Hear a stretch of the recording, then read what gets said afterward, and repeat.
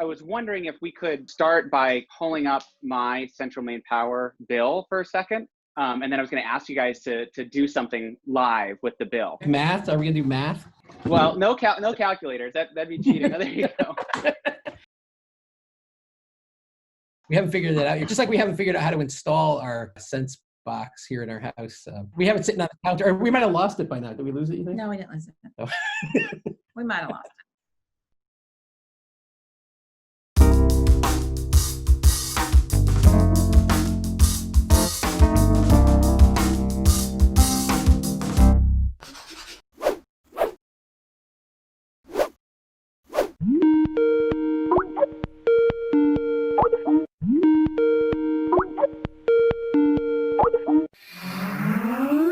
Hey, Jeannie. Yeah. Who's our guest today? This morning we have Chris Rauscher with us. Good morning, Chris. Good morning. Thanks for having me. Thanks for being here. So you sent along a couple of different images. What can you tell us? Yeah, I was hoping to do something a little different here. I work in the industry. I work for Sunrun, and I've spent, more than the last 5 years thinking about sort of customer-centered energy. And before that, I was an energy advisor in the U.S. Senate. And so I'm fully immersed into this world, right? So I sent along my utility bill, my electricity bill, because I have a hard time reading it. And so I was hoping that you could take a look at it and tell me what my kilowatt hour rate is. And maybe let's just try for 30 seconds. Okay, so we got your bill here, and we're looking at it for the first time. And we see you're paying over $250. Is that for a month? Wow. Is it 7.5 cents? Nope. Oh, well, you have blocks. So you got a couple blocks, and so I would have to calculate it by taking the total and dividing it by the kilowatt hours. I would have to do the calculation myself in order to know your total cost per kilowatt hour. They don't actually tell you here. Yeah, and I think that's the point. And to the very expensive bill, we've just about fully electrified our house, and so we have that cost represents our transportation, our heating, our cooking, and very soon our water heating, and then we'll have a fully electrified home. So that's why the bill is so big. Well, congratulations. That seems like a great move. So no gas or propane or wood then?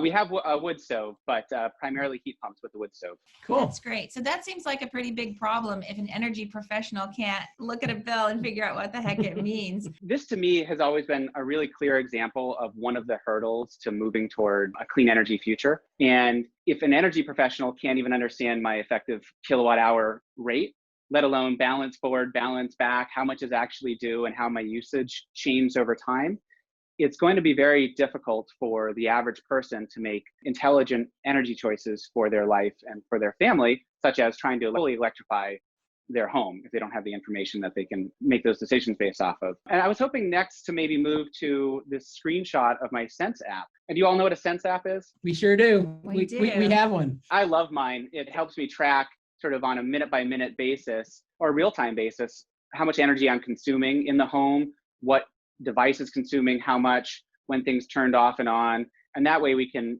figure out vampire loads. We can also figure out the best ways to squeeze out some of our sort of unnecessary usage.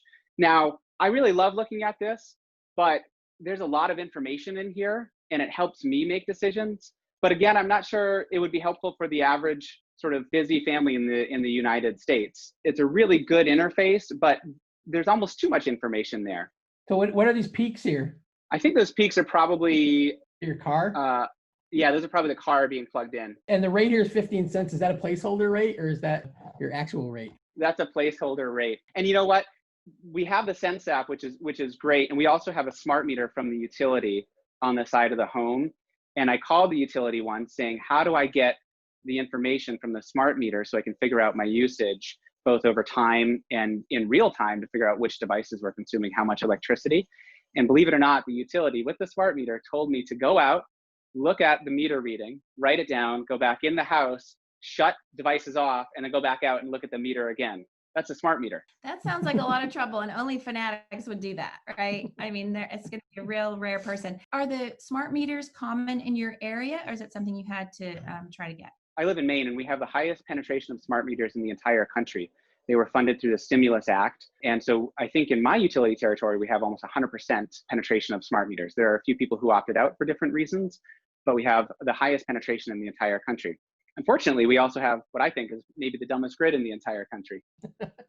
Oh no. Well, that data from your smart meter is being collected and sent somewhere, right? It's in a cloud or in some database that somebody has access to, right? Just not you, because it's. Yeah, I'm going to steal a good line from someone. I think it's a very smart meter that doesn't know how to communicate or doesn't communicate properly. So the information's there. It's just not in a usable format for the customer.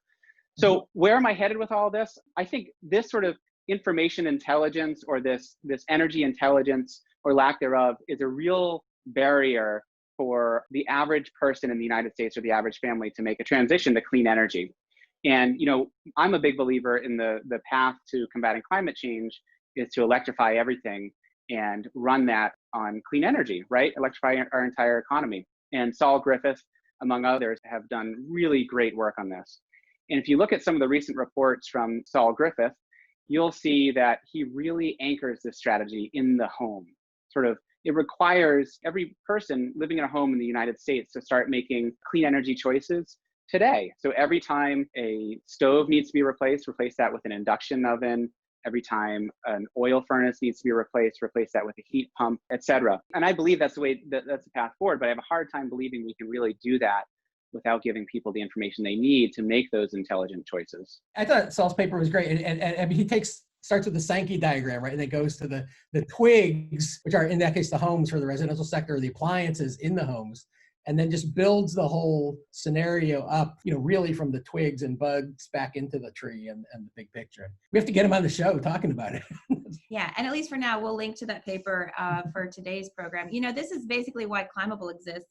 There's so much good analysis out there, but if it's not distilled to a proper, not soundbite, a little bit more than a soundbite, but not much more, then people won't access it. So let me ask you this: what do you think the solution is to this sort of information gap? Well, I think there's a lot of different kinds of customers, and so I think there are customers like my friend a couple blocks away who has his whole house wired up, and he's got the Hey Google and the Siri and all. He's got all the different things integrated through a open source interface, and it's hilarious to go to his house and have him turn on and off the lights and all that. I think most people aren't going to do that, and so I think there's some combination. On the one hand, that, and on the other hand, make it an AI, so the Nest thermostat or the Sense app is talking to people and calling up someone to replace your refrigerator because it's using 3 times as much kilowatt hours as it should. And then a lot of people are going to be in between there, right? So there's some digesting the information and presenting it to people who live in the house or invest in appliances in a way that's usable. But I mean, you do have those extremes that are both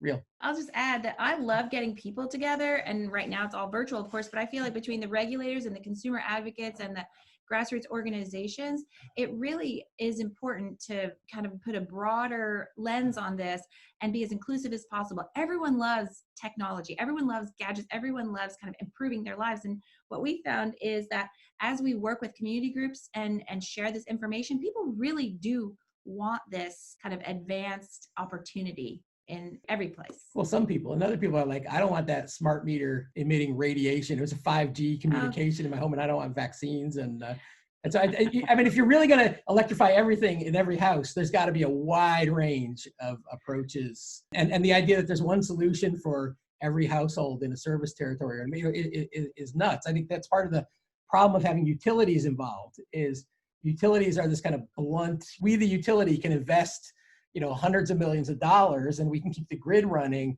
But in terms of nuance of segmentation of customers and marketing and designing creative solutions that are going to appeal to human beings of different types, it's like they're terrible at that. I think those are the key words there, human being. For so long, utilities have treated customers as meters, simply as meters, not as human beings. And for me, I think this information, this granular information down to the sort of nanosecond level that Sense has, should be available to all human beings who are also ratepayers, and should be available to companies that want to present solutions to those customers, right? Because I actually don't think that the key to electrifying everything is giving this information to every single human being who's a ratepayer, right? Because most people don't care, they're too busy, and they may not even be able to understand it. I think if they want that information, they should be able to access it in a very easily readable format.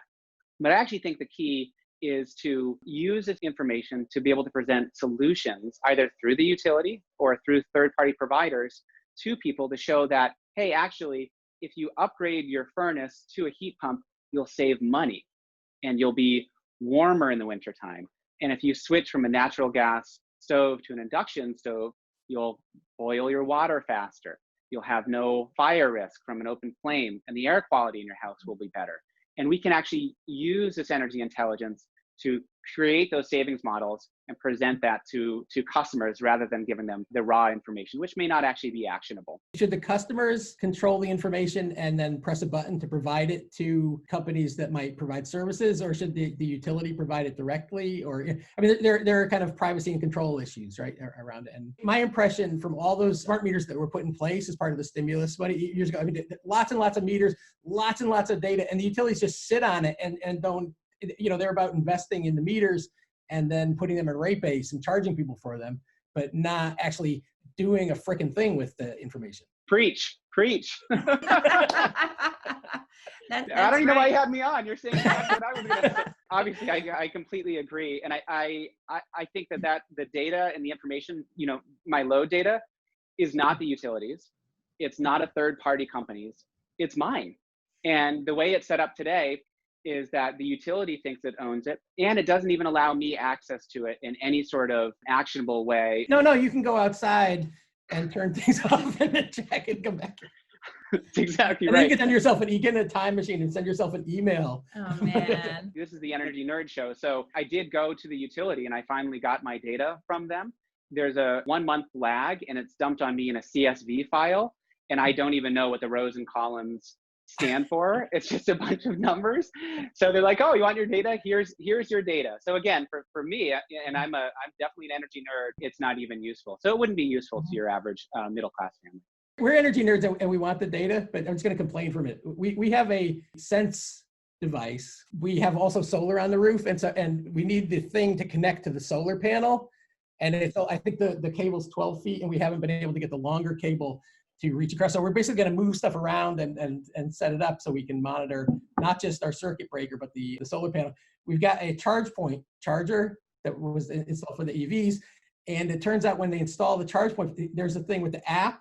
So they didn't tell us there was an app. And then, so we were charging Jeannie's Tesla at 16 amps because he didn't, and then in order to get it to work, eventually we had to get it replaced and then reboot it. And you have to go outside and come back in. Like your story reminded me of rebooting the ChargePoint app. And then we've got a Nest thermostat that I can't use because we lost the password.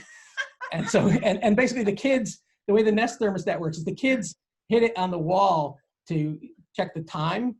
And so they're constantly turning on the heat in the summer, which is obviously not saving energy. So you've got this disaster of technology that is, or maybe I'm the disaster, but it's not really working the way it was intended. That's for sure. A lot of it's not even installed. But you know what? I think, but this to me tells the story because we're at an inflection point. We have the technology, we have the data, we can't yet use the data, and the technology isn't yet coordinated. But this means we have all the pieces of the puzzle that we need, and we just need to put the pieces together in a unified, harmonized way that helps the average family in the United States save money when they electrify their home. So we have a lot of barriers to break down. I've got to go break some barriers down on another call. So I'm going to say so long for now. This is a great show. And I feel like we could. Wait, can I complain about Eversource? See ya. Please do. Bye-bye. We put our solar in, was it 12 years ago? Yes. So we put, up on the roof. We've never sold an S-rack because they didn't exist, and we haven't sold a rack. So we got solar on the roof. And when the guy it was N-Star then, I think, came in and put in our net meter. I met him, a nice guy, and he comes around the side of the house, and we're talking about and he's like, oh, here's your Itron, your net meter, and blah, blah, blah. At that point, we had the solar panels in the basement because we wanted to install them, but we. I was going to say, not much sunlight down there. Well, and it was driving me crazy. They were there for like 2 months. It was making me nuts, right? But we needed to, so we put the meter in, and he said, well, and don't install your solar panels for 2 or 3 weeks. And I was like, why? Why? What? They're in the basement. That's crazy, right? And he says, oh, well, this meter is a 00000, right? And if we ping it the first time and the reading is 999 98, we'll bill you for $1 million and you'll never get it straightened out. And I just couldn't believe that that was actually the company policy at the time. That, you know, here comes the net meter, and they can't figure out a negative number or so. Yeah, you know, obviously we could do a whole show complaining about Eversource. So things have changed. Things have gotten a little bit more complicated since 12 years ago when you installed your solar, but they're just as bad. You know, one of the hurdles that we face right now is that under the SMART program, we need to meter all production from the solar. And if you have a solar system and a battery, but it's a DC coupled battery like an LG Chem, generally you have 2 sub panels, which means you're going to have 2 AC strings coming out of the inverter. And the utilities have said, chiefly Eversource, there's absolutely no way they could put 2 production meters in there. There's no way they could have a production meter on each string. And so what we say in response is, that's great, because we have revenue grade metering built into our inverters that we install anyway, and we can directly connect with your system through an API. And guess what? We won't have to pay for those meters that cost hundreds of dollars and are completely redundant. So it's cheaper and has access to the information, better information, and can you do it? Well, not only that, our revenue grade meters are actually more accurate than the utility meters. The reads are actually going to be more accurate than if we had a utility meter on there. And of course, the utility says, absolutely, no way, not possible, no can do. One of the solutions the industry has come up with is to open up the inverter, yank out the wires, run them to a utility meter, stuff them back into the inverter, and close the thing up, which is kind of Rube Goldberg and expensive and prone to failure, no? Yeah. You know, we're bashing on utilities here, but I do have to say that I think there's a little bit of light at the end of the tunnel, or there's a little glimmer of hope. And obviously companies like Sunrun and others, we think that we are the solution to this utility deficiency, and we certainly are. But I'll also say that utilities like Green Mountain Power in Vermont are also really leading the way here. I don't know if you've ever looked at a Green Mountain Power bill, but even their net metering bills, they're incredibly easy to read. You can understand your kilowatt hour rate immediately, and you can understand how much electricity you produced, how much you consume from the grid, and how much you actually owe the utility, if any, at the end of the month. So you know what you're paying for and why. Exactly right. Well, hey, thanks for being on the show. It's been fun talking with you. Hey, thanks for having me. And next time you're on an island in Maine, let me know. We'll say hi. Cool. See ya. All right. Enjoy your day. Bye. Thanks for watching. This is Energy Nerd Show and Tell. It's the show that we want to watch. So we're thinking maybe some of you energy nerds want to watch it too. If you do, then hey, tell your friends and subscribe right around here. Click there. And check or there or over here. Instagram and Twitter and Facebook and YouTube and where else. Yeah, and the Energy Nerd website at energynerdshow.com. You can always go there. And if you want to be a guest, you can volunteer to be a guest. We love to have guests. In fact, that's kind of what the show is all about. Absolutely.